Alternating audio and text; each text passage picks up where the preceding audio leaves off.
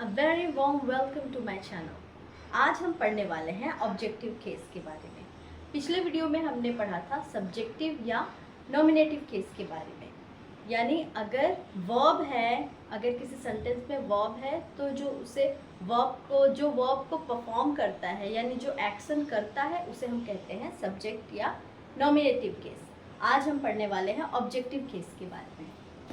As we have already learned, the verb in a sentence very often tells of an action that must be done to somebody or something. यानी verb जो है वो हमें ये बताता है कि ये जो action है वो किसी living या non-living thing के ऊपर हुआ है.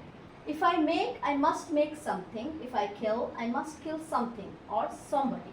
If I touch, I must touch something or someone. अगर मैं कहूँ कि मैंने बनाया है, I make, तो मैंने कुछ तो बनाया है।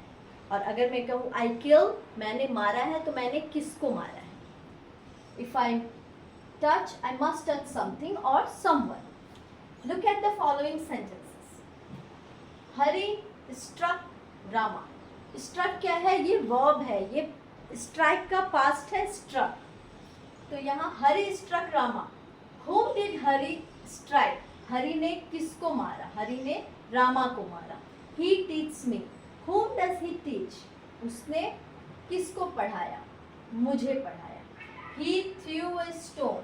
What did he throw? A stone. In each of the above sentence, we see the action expressed by the verb is done to some object, some person or thing. यहाँ ये बताया गया है कि अगर जो verb है वो हमें ये बताता है कि ये जो action हुआ है वो किसी पर हुआ है, लिविंग या किसी नॉन लिविंग थिंग, समबडी और समथिंग पर ये जो एक्शन है वो हुआ है, उसे हम कहेंगे ऑब्जेक्ट। किसी भी ऑब्जेक्ट पर, जैसे सम पर्सन और thing. The noun that is the object of a verb is said to be in the objective case.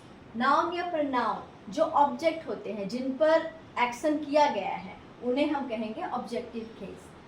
The objective case is sometimes called the accusative case. कभी कभी objective case को accusative case भी कहते हैं. To find the objective, put whom or what before the verb and its subject. The answer will be the objective. अगर आपको sentence में पता लगाना है कि ऑब्जेक्ट किसे कहेंगे, ऑब्जेक्ट कहाँ पर है, तो क्या करना है? वर्ब और सब्जेक्ट से पहले whom या what लगाना है। मैंने आपको बताया था whom किसके लिए होता है? लिविंग थिंग के लिए, और what होगा नॉन लिविंग थिंग के लिए। जैसे यहाँ पर the police arrested the thief, यहाँ arrested है verb, action word, यानी पकड़ना। तो किसने पकड़ा है? the police ने। तो police है subjective case, और the thief, और किसको पकड़ा है? whom did the police arrest? यहाँ हमने वर्ब और नाउन के पहले लगाया है whom. So whom did the police arrest? The thief. He bought a digital watch. What did he buy? A digital watch.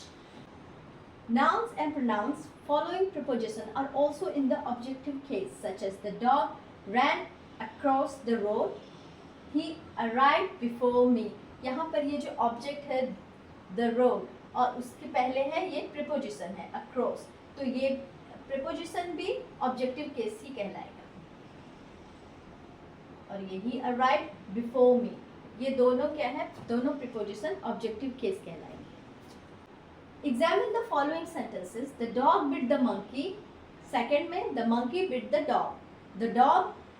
The dog है सब्जेक्ट, बिट यानी action word, ये है वर्ब, द मंकी है object. और second वाले में the monkey bit the dog. अभी monkey जो है वो हो गया है सब्जेक्ट और द डॉग हो गया है ऑब्जेक्ट, यानी दोनों का जो पोजीशन है वो चेंज हुआ है। यानी जो पहले सब्जेक्टिव केस था या नॉमिनेटिव केस था वो हो गया है ऑब्जेक्टिव केस, और सेकंड वाले में जो ऑब्जेक्टिव केस था वो हो गया है सब्जेक्टिव केस या नॉमिनेटिव।